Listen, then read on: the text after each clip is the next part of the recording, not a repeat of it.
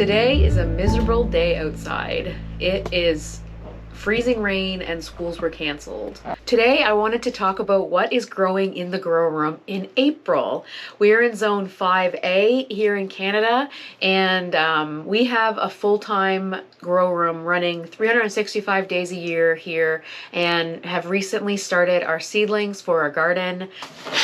Here are our onions. We have probably 120 onions here. There's 12 4-inch pots, and some I put in 10 and some I sprinkled in. And I felt like one of them wasn't very, the germination wasn't very good on one type here. I have Oneida, Frontier, Flat of Italy, and Blush. And Blush was the one that I felt didn't germinate as well as any of the other ones. This one right here is a Blush. You see how sparse that is? And this, I planted the same amount of seeds in this Frontier one as I did in the Blush, and you can see the Frontier one did so much better with germination. So I'm gonna hang on to those Blush ones. I'm still gonna plant them because I do love this type of onion. This is more of a red onion. We also have these 4-inch pots of the goldfish plant. Bill's propagating these, and we have a tray of 15 over there as well. That's a beautiful plant with an orange flower on it that if you squeeze the little orange flower, it kind of looks like a goldfish kind of opening his mouth. So it's really cute. Let's go with the peppers.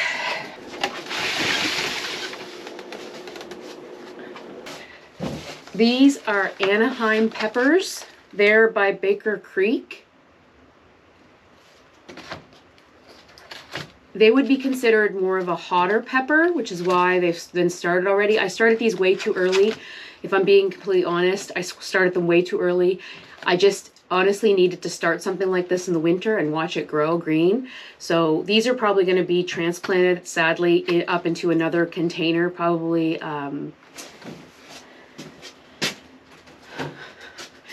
don't judge. Probably this size container. I already have 5 of these that I up potted. These are orange habaneros.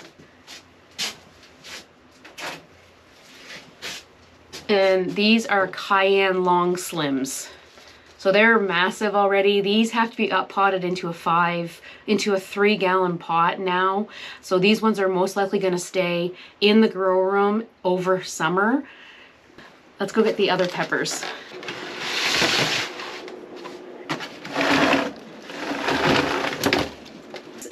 These are chocolate habaneros. They're by Baker's Creek as well, and I can't be any more pleased with that. Look how beautiful and green that is. That is going to create a beautiful pepper. We're keeping these under the lights for 14 hours right now.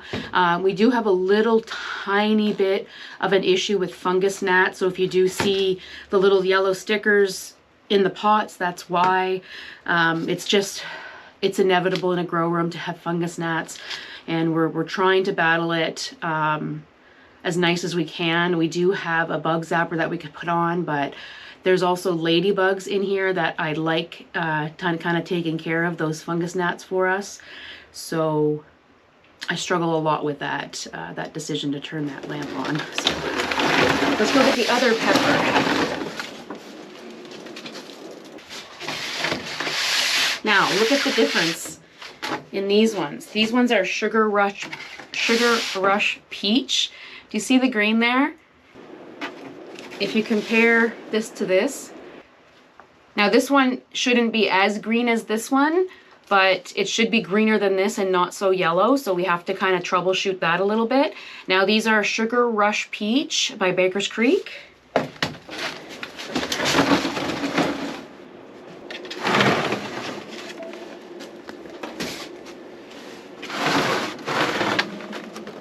Another vegetable that I started here, geez, I wish I had the tag still.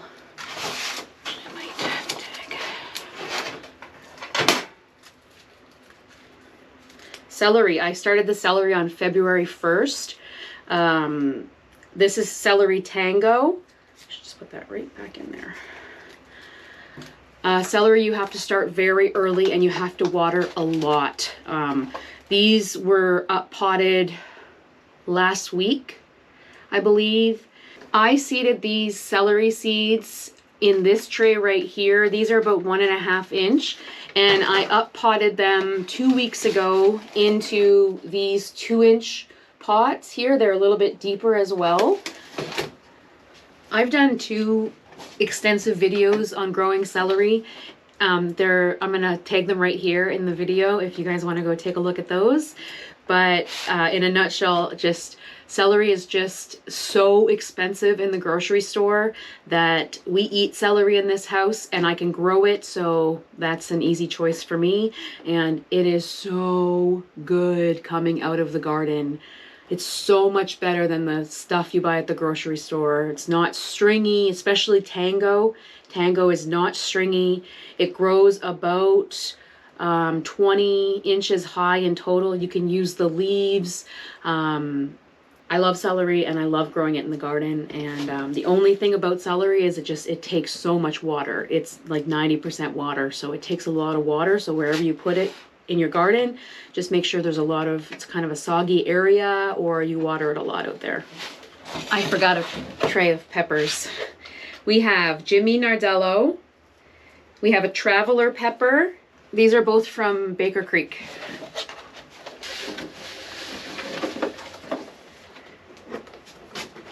We have some seeds going on as well.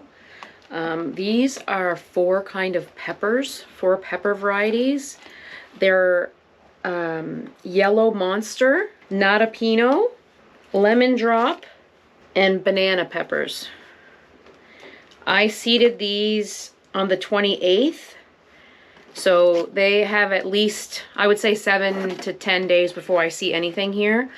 I have a tiny saucer here that I'm testing some sunflower seeds on to make sure that they germinate. I do have those peppers on a heat mat.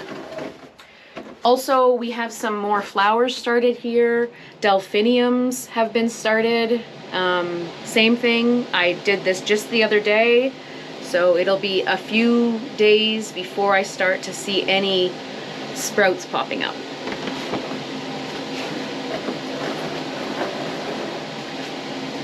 Let's go check out the kale.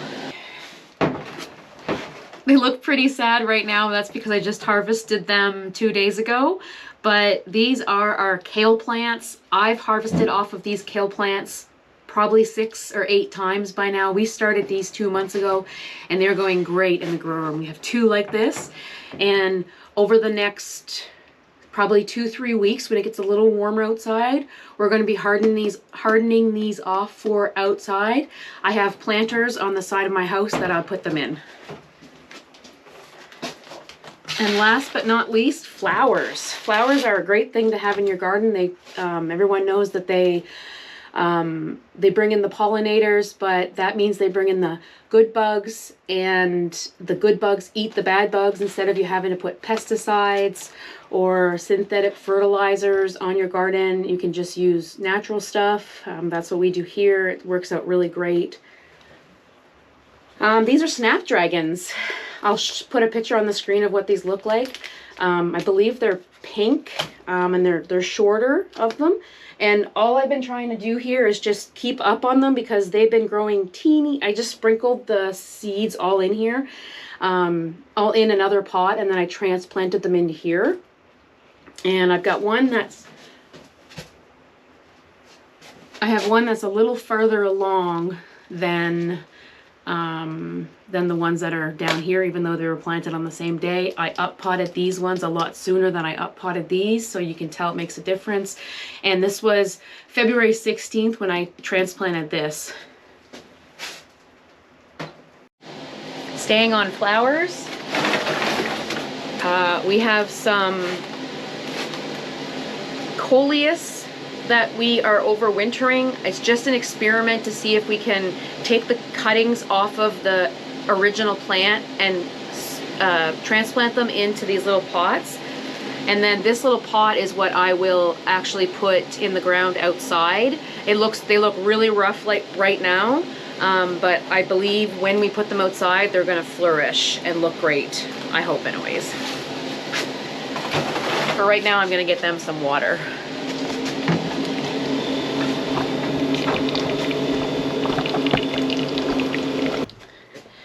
Everything else in the grow room is houseplants, and they are going to be making their way into the house over the next few weeks because we are going to be starting our tomatoes.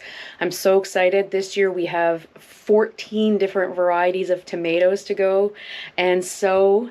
And yeah, this grow room is going to need to change for sure. We have probably another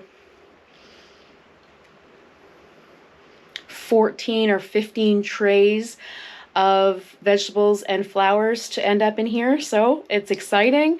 Thank you so much for joining me today and walking through the grow room with me. It's nice to also refresh my memory of what's in here because it is about to get very exciting and the season's about to begin as soon as the snow goes away. Thanks again. Have a great day.